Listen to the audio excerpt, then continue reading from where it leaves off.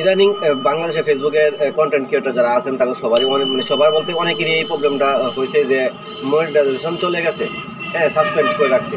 তো এটা কিন্তু আমারও সমস্যা ছিল, বাট আমারটা ঠিক হয়ে গেছে, আজকে ঠিক হয়েছে। আর ভিডিওটা আজকে বানাইলাম এই কারণেই, আমার এক মামা ফোন করে বলতেছে যে এই অবস্থা হয়েছে তার। তো আমি বললাম চিন্তা করেন না, ঠিক হয়ে যাবে, আসলে ঠিক হয়ে গেছে।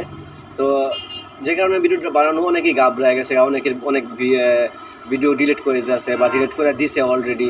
চিন্তা করতেছে যে কোন কাম না কোন কাম করলাম, অনেকের মিউজিক থাকতে পারে বা কোনো ভিডিও ক্লিপ থাকতে পারে যা অন্যের।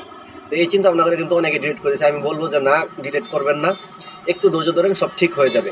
যেহেতু এটা গণহারে শুরু হয়েছে, সব ঠিক হয়ে যাবে। দেখেন আমি দেখা যাচ্ছি আমার ফেসবুকটা, তো চলে গেলাম ফেসবুক পেজে।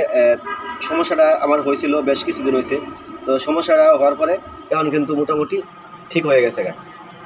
দেখেন আমি দেখা যাচ্ছে আমি আজকে কিন্তু এটা সমস্যাটা সমাধান পাইছি, এর আগে পাইছি না। এই যে নোটিফিকেশনটা দেখতে পাচ্ছেন, যে আমার এই নোটিফিকেশনটা, হ্যাঁ এখানে আমার কি আর্নিং কমপ্লিট দেখা দিচ্ছে যে your profile has active earning.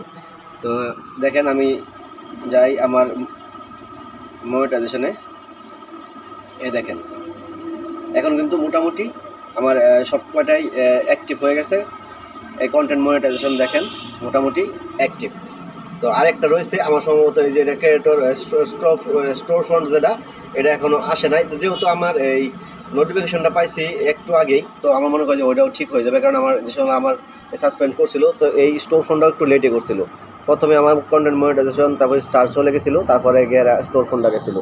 তো আসতে সময় দেখা গেল যে এই স্টার ফোনটাই পরে আসতেছে আর কন্টেন্ট মনিটাইজেশনটা আগে চলে আসছে। তো আমার কথা হচ্ছে আপনারা কেউ টেনশন করবেন না, ঠিক হয়ে যাবে। আর কেউ ভিডিও ওরকম ডিলিট করা লাগবে না, একটু ধৈর্য ধরেন, যদি ডিলিট করা লাগে তো একটু পরে ডিলিট করবেন। এটা ঠিক হওয়ার পরে দেখা যাচ্ছে যে আপনি ডিলিট করতে পারেন।